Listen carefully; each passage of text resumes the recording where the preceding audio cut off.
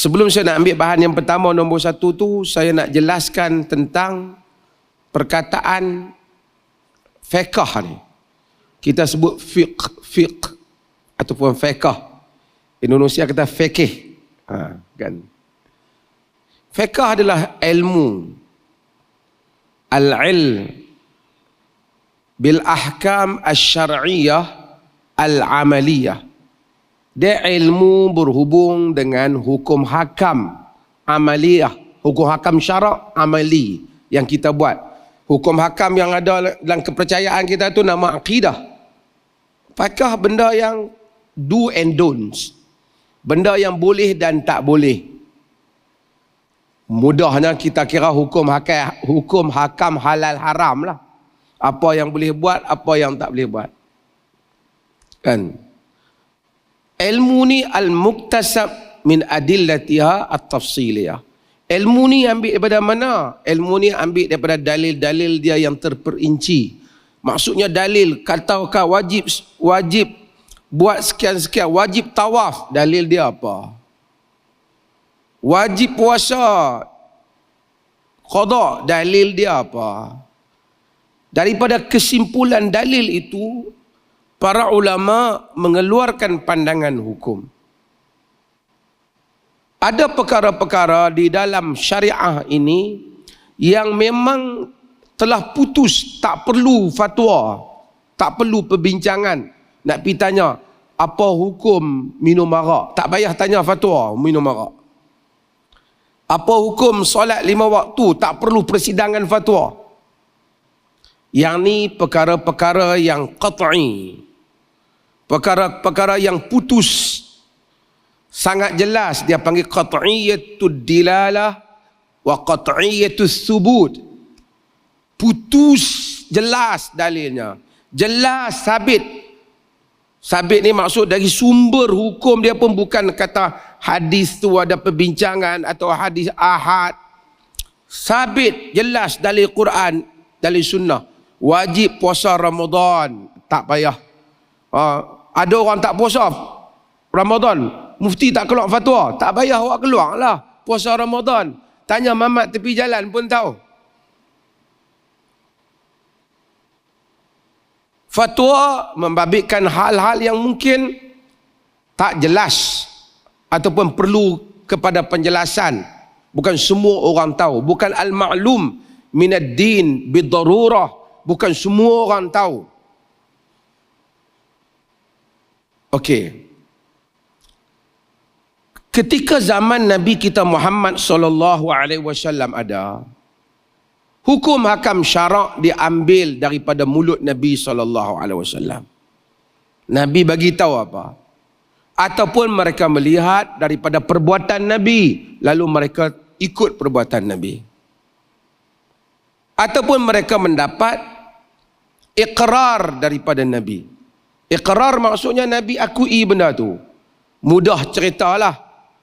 Nabi tengok Khalid Al-Walid makan dhab, makan bewak pasir tu, Nabi tak larang. Nabi tak makan, tapi Nabi tak larang. Ajuduni a'afu, aku rasa loya, kata Nabi. Walaisa bi ardi qaumi, tak ada di tempat kaum aku tak tengok mereka makan. Khalid tibai makan, okey. Wanita-wanita yang hadir kata bagi tahu Nabi tu dhab, Nabi tak larang. Kalau Nabi, kerana Nabi ni mustahil. Lepas Khalid makan, Khalid tanya boleh makan Rasulullah? Memang ikut-ikut tak boleh, tapi hang duk makan, aku segan abang. Hak tu kita, Nabi tak ada. Jadi pada masa hayat Nabi, perkataan Nabi, perbuatan Nabi, iqrar Nabi menjadi sumber kepada para sahabat. Al-Quran turun, Al-Quran sumber utama, hadis Nabi SAW menjelaskannya pada perkara-perkara yang tak jelas.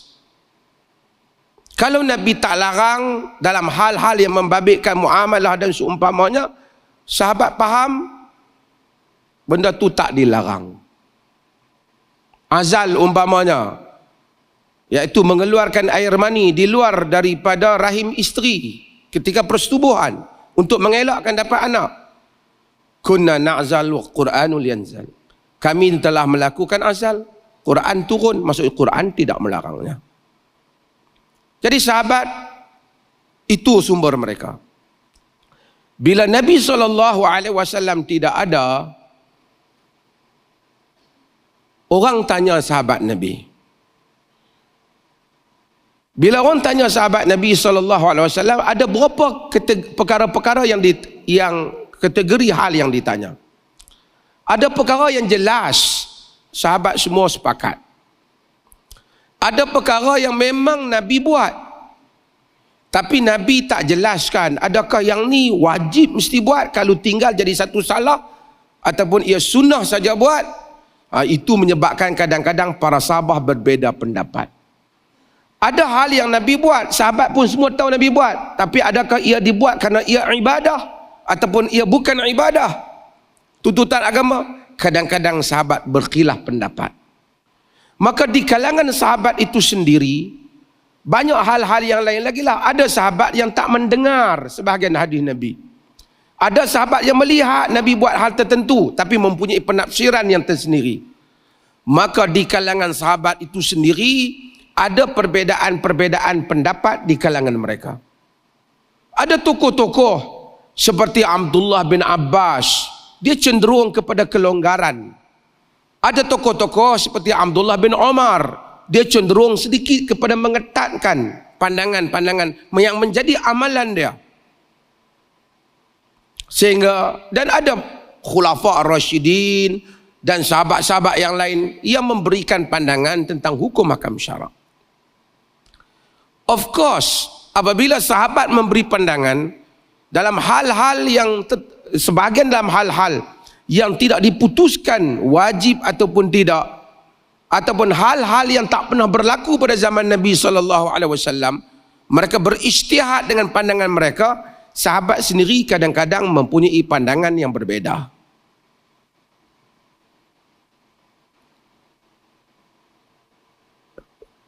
Ingat, dalam hal-hal yang jelas dalam agama, orang tak berbeza. Saya katalah Islam ni semua berbeza pula. Semayang wajib, puasa orang tak berbeza. Wajib semayang subuh, orang tak berbeza. Yang nak berbeza, bismillah perlahan ke ataupun kuat, dia berbeza. Semayang subuh tu orang tak berbeza. Semayang isyak tu orang tak berbeza. Apabila hal itu berlaku, sahabat ada anak-anak murid sahabat lagi. Bila ada anak murid sahabat, mereka akan mendengar daripada guru mereka dan masalah akan bertambah besar. An-nusus mahdudah. Nas itu terhad. Tetapi al-aqdiyah, kejadian-kejadian, al-ahdas mutajaddidah. Nas, hal-hal yang berlaku bertambah-tambah. Ada benda baru yang dulu tak berlaku pada zaman Nabi, berlaku pada zaman sahabat, berlaku pada zaman tabi'in, berlaku soalan-soalan yang luar, memerlukan ijtihad-ijtihad. Yang kadang-kala ijtihad itu benar-benar menyebabkan para ulama ataupun para ulama di kalangan tabi'in dan sahabat itu berbeza-beza pendapat. Kenapa mereka berbeza? Dia panggil zanniyatud dilalah.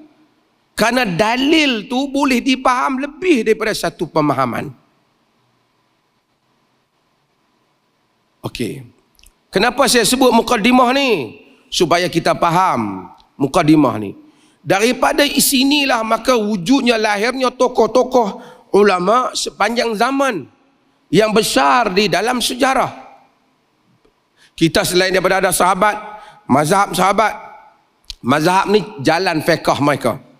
Walaupun sahabat tu sendiri tak, walaupun mazhab tu akhirnya diterjemahkan sebagai jalan fiqh yang mempunyai kaedah-kaedah yang tersendiri, tetapi secara umumnya maksud jalan bagaimana satu orang itu memahami fiqh dia.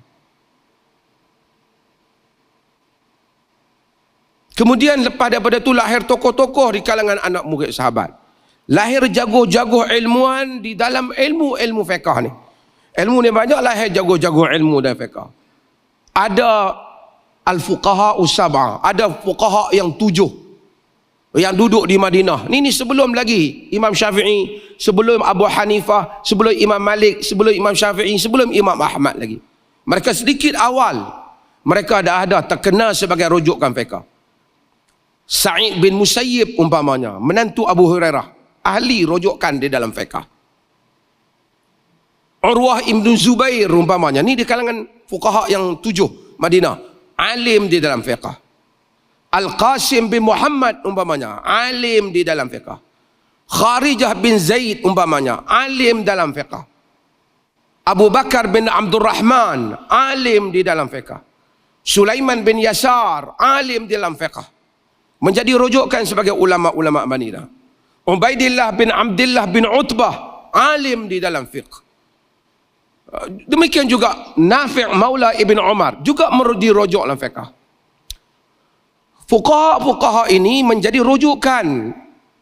Kalau di negeri yang lain, di Naisabur, Islam dah mula berkembang, kemudian besar.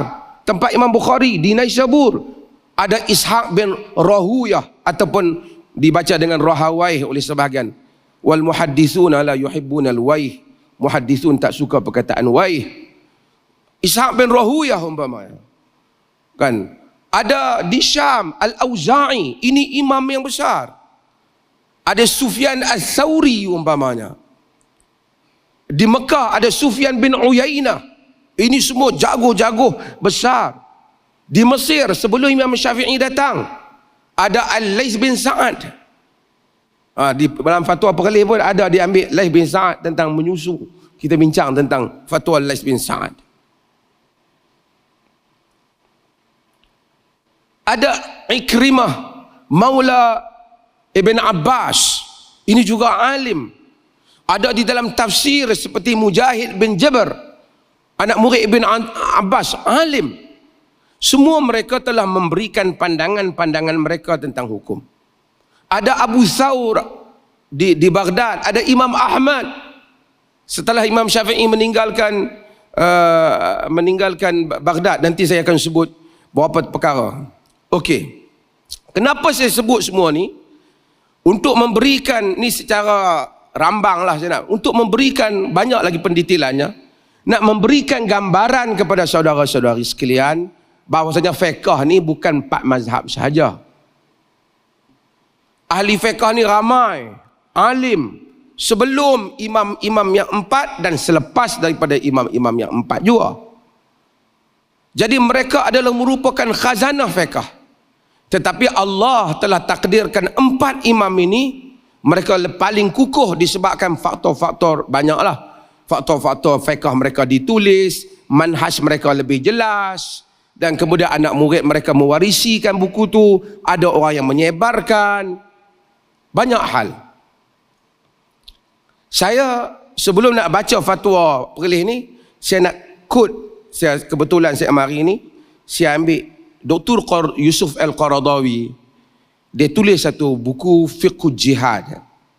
Dalam Fiqh Jihad itu dia buat mukaddimah dia sikit. Saya nak ambil mukaddimah macam mana dia bincang fatwa dikeluarkan. Tajuk dia Al-i'tiraf min bahril fiqh kullihi. Mengiktiraf daripada semua lautan fiqh. Dia kata al-intifa'u bi kunuzil fiqh al-islami wa'tirafu min biharihil zakhirah duna tahayyuz li fiqhin madhhabin duna madhhab walan ghilaq ala imamin duna imam. Dia kata dengan mengambil manfaat daripada kunuz fiqh islami dan mengiktiraf dengan luasnya fiqh ini, dengan tanpa ta'asub kepada satu mazhab melebihi mazhab yang lain, terikat dengan satu imam melebihi imam yang lain. Itu dia kata. Macam mana cara untuk membuat kajian. Dia kata bal na'tabiru hadhihi tarikatul kubra milkan likulli bahithin. Kita hendaklah mengiktiraf bahawasanya semua khazanah fiqh ini ialah peninggalan besar yang menjadi milik kepada setiap para pengkaji. Yaghutsu fi a'maqiha, dia masuk ke dalamnya. Wa yattali'u ala khabayaha, dia mengkaji segala yang ada di dalam rahsia-rahsianya. Wa yunaqqibu fi zawayaha, dia ni bahasa dia maksudnya dia menyelidiki tengok daripada segala sudutnya, muqarinan baina qaulin wa qaulin, dengan membandingkan satu qaul dengan qaul yang lain, wa baina dalilin wa dalilin duna ta'assub li ra'yin, antara dalil dengan dalil tanpa ta'assub dengan satu pendapat, au taqlidin daimin li madhhabin, ataupun tanpa taklid daimin li madhhabin, sentiasa taklid dengan satu mazhab, kata dia. Bal qad na'khudhu marratan bi ra'yi Abi Hanifah, bahkan kadang-kadang kita ambil pandangan Abu Hanifah, wa thani bi ra'yi Malik, yang kedua kita ambil pandangan Malik, wa thalith wa rabi' wa khamis bi ra'yi Syafi'i, kemudian yang ketiga, yang keempat, yang kelima ambil pandangan Syafi'i, au Ahmad atau Ahmad, au Daud ataupun Daud, yakni Daud Az-Zahiri dalam mazhab Zahir.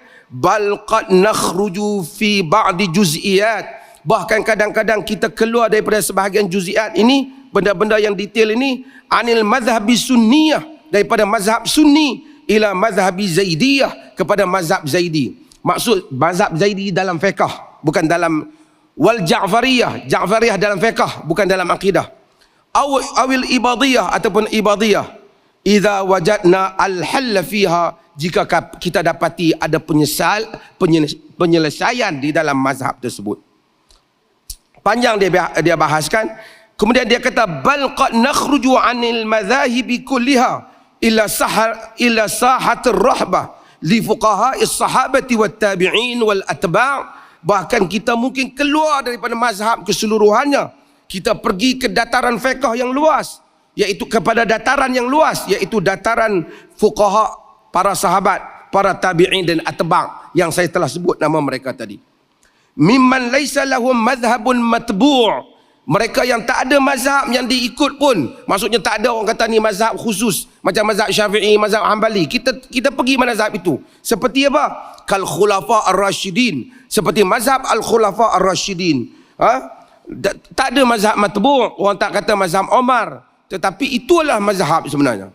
Wa Ibnu Mas'ud, wa Ibnu Abbas, wa Aisyah, wa Mu'adz, wa Ubay bin Ka'ab, wa Zaid bin Thabit. Kita ikut pandangan Ibn Abbas, Aisyah, isteri Nabi, Mu'adz, Ka'ab, Zaid bin Thabit, wa ghairihim minas sahabati radhiyallahu anhum, dan semua di kalangan mereka, di kalangan sahabat radhiyallahu anhum, wa talamizihim, dan anak-anak murid sahabat, man urifu bil fuqaha sab'ah, yang dikenali dengan fuqaha yang 7 yang saya telah sebutkan nama mereka tadi.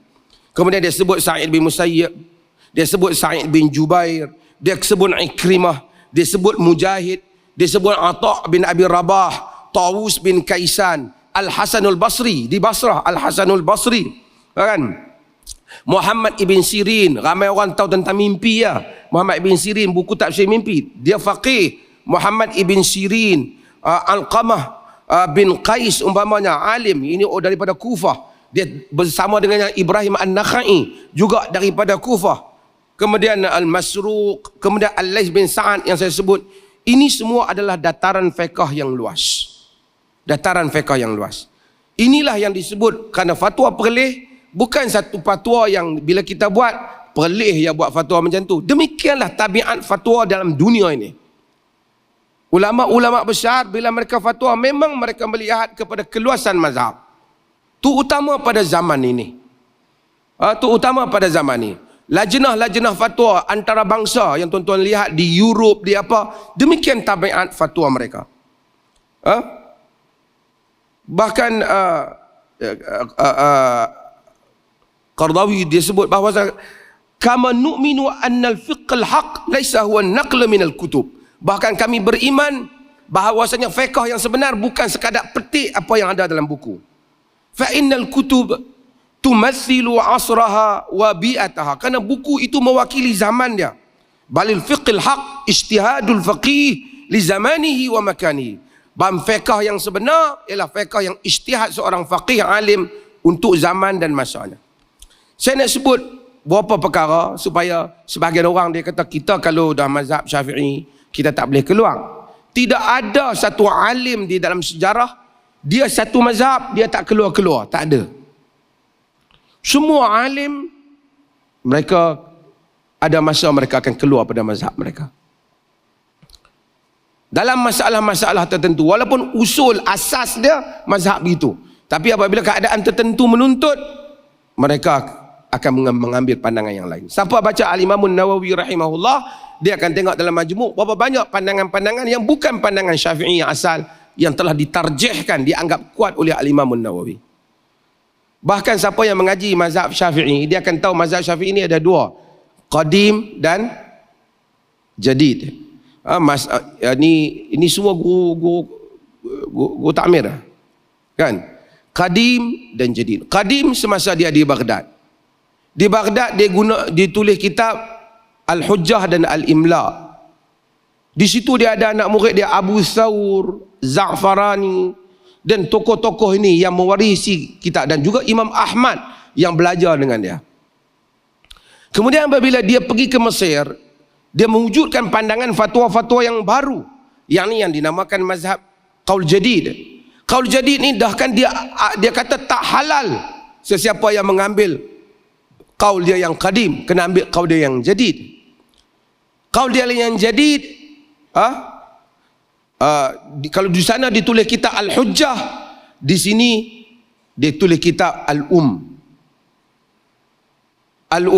dan di sini ada mukhtasar Al-Muzani umpamanya. Anak murid dia di sini, yang baru ni seperti Al-Muzani dan yang lain-lain yang mengambil daripada dia. Walaupun secara umumnya mazhab Syafi'i itu dia pegang kepada kaul yang baru, kaul yang jadid, tapi ada lebih kurang 20 masalah dalam mazhab Syafi'i sendiri pegang kaul yang lama. Tak ikut yang Imam Syafi'i kata jangan ambil kaul yang lama. Ada banyak. Antara yang tuan-tuan amalkan ialah tuan-tuan kata waladdallin amin. Itu kaul qadim. Kaul baru sampai baca dalam Al-Um, Imam Syafi'i suka amin tu diperlahankan, seperti mana di dalam mazhab Hanafi. Tapi ulama Syafi'i sendiri tak amalkan yang qaul Imam Syafi'i yang baru, dia amalkan yang lama. Dalam qaul Imam Syafi'i yang baru, baca surah, kita amalkan baca surah ni pada rakaat yang pertama dan kedua bagi sembahyang yang 4 rakaat, betul tak? Tapi dalam qaul yang baru, bagi rakaat yang ketiga dan keempat pun dibaca surah juga. Yalah, ada hadis juga yang menyokong hal itu. Tapi qaul itu tak dipegang. Bahkan ada qaul yang tak dipegang sama sekali, tak dipegang, iaitu pendapat Imam Syafi'i bahawasanya sesiapa yang berwudu menyentuh wanita sekalipun wanita mahram, sentuh ibu ke adik dia, batal wudu. Itu qaul jadid. Qaul qadim kata sentuh mahram tak batal. Yang batal ialah wanita bukan wanita yang dia boleh kahwini. Jadi ini adalah qaul mazhab Syafi'i yang diamalkan ialah qaul yang lama, tak diamalkan qaul yang baru. Qaul yang lama lagi apa? Lebih kurang dah 20 masalah. Saya tak ingat sebab. Okey, salah satu antaranya lagi ialah azan subuh. Hayya ala as-salatu khairun minan naum. Qaul yang baru tak ada as-salatu khairun minan naum.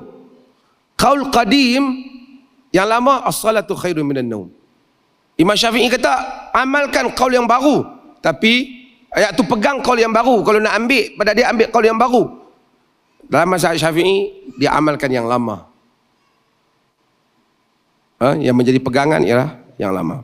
Ini semua untuk saya sebut contoh-contoh untuk memahamkan kita bahawasanya keluasan mazhab telah berlaku di dalam sepanjang sejarah. Jangan orang fikir perlih ni pelik, orang satu je dia banyak sangat. Tak. Yang kita sedang cakap berhubung dengan fatwa.